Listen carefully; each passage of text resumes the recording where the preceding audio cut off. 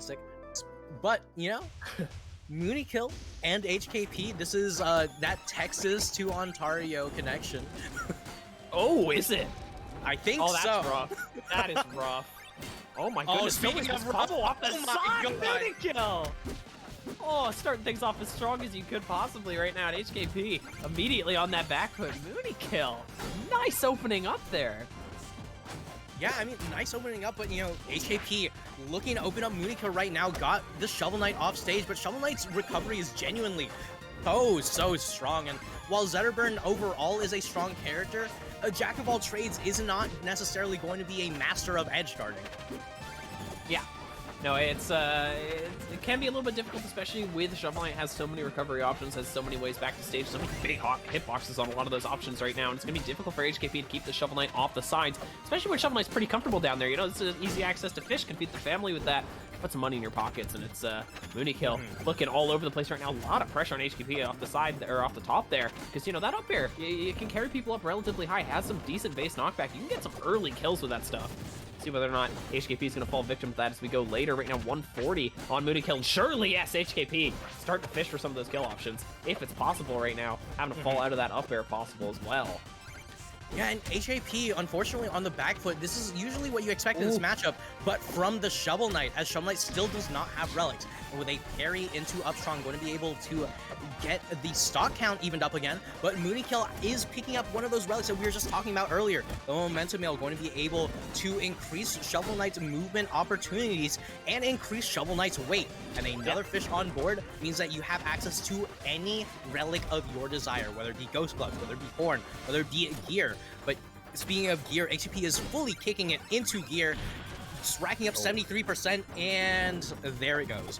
I love this combination that moonnikill's put together here. The Ghost Gloves, always been a fan of since about day one. Actually, I didn't have this character day one, so it's about day two. But, you know, and it's all the momentum that lets you be so creative in your movement. Obviously gives you access to that extra sliding, get those turnarounds, you get some interesting reverse options, and you get access to some of the Arcane magic that you might have otherwise. Right now, mooonnikill's making very good use of it, just chasing HKP left and right. You cannot run away from this anymore because there's so much pressure. There's the Upstrong taking things down, though, 67%, 2/3 of the way to the 100% mark. And we'll see whether or not moonnikill can try and bring that one to a kill right now, or whether HKP is going to turn this one around. They look very focused and trying to bring these combos together. 80% right now sitting on the Zetterburn. Is not comfortable at the edge there, though. Does get spiked. Oh, look at that attempt. Beautiful air dodge. Does get air dodge, though. And it's going to be moonnikill picking up game number one. That was a very good back and forth. A phenomenal back and forth after what was such a dominant stock number one from moonnikill.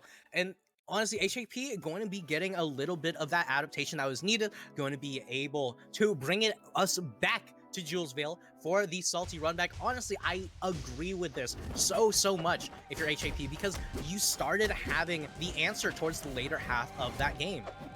Yeah. So, you know, if, like you say, momentum turned around there, it was really, moonnikill had that amazing opener. You know, that's what I got to look at with that game. It's just how well moonnikill was like, all right, I'm going to just take this one over completely, early stages, get that first stock. And like you say, HKP had the momentum in the later stages. We'll see whether or not that's going to carry over to game number 2 at the moment. Percents are basically even. Yeah, and HKP just trying to figure out a way to sneak back on stage to retain this lead as much as possible, but with Dynamo Mail on deck for moonnikill. Now with the ability to do strong attacks in midair, you have to be so careful as HKP. Yeah, I'm interested to see, obviously. Ooh, does get air dodged out there. Great choice there from HKP. Just go, all right, I'm going to hover it right here. You're going to go down to the bottom. Obviously, we're going to see a lot more down air usage coming out, because that's going to set you up. That flashing aura that you see around Shovel Knight after the down air means that, hey, I've got access to one of those strong attacks in the air, which can turn into some craziness, because you know what? If you can suddenly throw out a forward strong in the air, that starts to get very deadly very quickly. And so we're going to see a lot of those downers coming out. Going to try and make good use of them right now in moonnikill. No, has been finding a couple of those opportunities, haven't connected any of them just yet. Good little wait there, knew that air dodge was a possibility thanks to last time. Can't find the kill just yet. Very aggressive off the side of the stage, and that spike from top to bottom right there. moonnikill find that first stock. Spike from top to bottom. I have no idea what Dan wanted, but speaking of Dan, taking a page out of Dan's book, did you know Zetterburn could increase the amount of knockback on these strong attacks after the opponent is on fire? HKP certainly does, and certainly knows how to keep moonnikill in disadvantage here. HKP is just really, like you say, just setting things alight at the moment. Look at this aggression, great use of the shine to not only find those early starts of those combos, but just the turnarounds with them as well. I love that. Getting your character facing the right way to keep this stuff up right now. And now moonnikill going very aggressive. That big swipe off the side, but it goes wide of HKP. And now one stock on this. Woof! Oh, I was going to say one stock on this Shovel Knight. It's not going to last long. Didn't last long at all there. HKP picking up game number 2. We are 1 apiece. I mean, you were saying earlier that a forward strong in midair would be incredibly spooky to deal with, but HKP gonna be bringing out something about as strong as a forward strong in midair with that Zetter sweet spot. And on the crystal gates, I mean, this is a beautiful stage skin for the Air Armada. I love it a lot. I love the music, and it's just so fun in the background as well. And yeah, I don't fun. Yeah, I was gonna say, I don't know how many of our competitive players that we have in this tournament are gonna be watching this stream. Please make use of the stage skins that came out on the most recent edition. They're so beautiful. The music is so good. I love looking at them. I think everybody could get their eyes fixed on them for a little bit. Obviously, just as much of them as possible would be very nice. Thank you. And I think that's what HKP is thinking right now with the percent being added on moonnikill right now. 100% sitting on that Shovel Knight. Very comfortable lead right now. You're in distance for a kill there. Obviously, super small top blast zone on that stage. Not to mention those very high platforms. Cause some very early kill setups. And moonnikill's looking for them right now with those up airs. Forward strong taking HKP off the side of the stage. Lots of pressure. HKP dancing with death at the moment, but does manage to make it out of that the up B. It's gonna live for a second longer. Usually you see very early kills on a stage like this, but both players living past 100 HKP for not much longer, but you should see a return kill very soon. moonnikill able to hold on to the stock for just a little bit longer. A little bit of patience right now. The gear is on. I love that, turning around with the forward strong. Finding that setup off of the gear, that's amazing for moonnikill. Yeah, usually when you do pull out the gear, the answer is like, hey, you know, hold down the neutral. But this time, moonnikill gonna be able to use it not just for neutral, but also for advantages. HKP struggling to find a way in. This gear usage, we haven't seen it yet. I think moonnikill was kind of saving it. This is kind of an option that they have on deck at all times. Very, very comfortable usage right now, and HKP doesn't really know how to deal with it, but does know how to deal with that one. Parry on that top platform. There's only one way to answer that question. Yeah, I mean, like, you could go for something a little bit more spooky, like a Shine Up Strong or the Gatling, but HKP just going to go for the tried and the true. Speaking of which...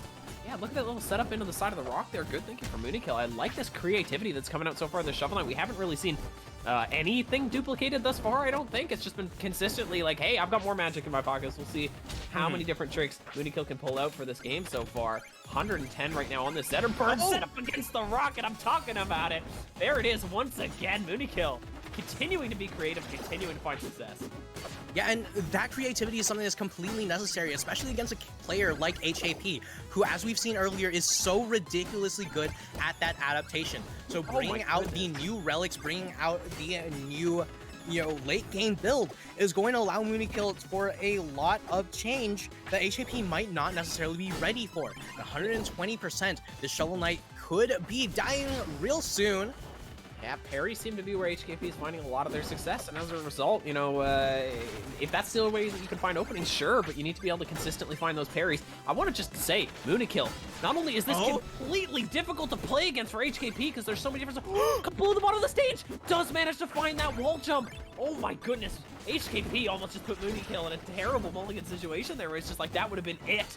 Can't call that one back if you have the opportunity. Has that aerial strong attack online, has been dropped down. Obviously, you get hit, you lose that. Now HKP playing so aggressive to the side, they know they have to try and find an advantage right now in order to get that open and get this stock down, because otherwise, moonnikill is gonna take this one. It's one game apiece right now. Look at this. It's so tense. Oh my god, and like HKP is hanging out a lot on those top platforms because he knows that the moment he gets a single parry, a single hit on any of those top plats, it could immediately mean a swift reversal. But moonnikill now at 92%, happy to be on those top plats because any hit could lead to a kill. That's a down there into the up strong, and HKP going to be going down here. A nail biter of a match, and moonnikill taking that 2-1. Dear God.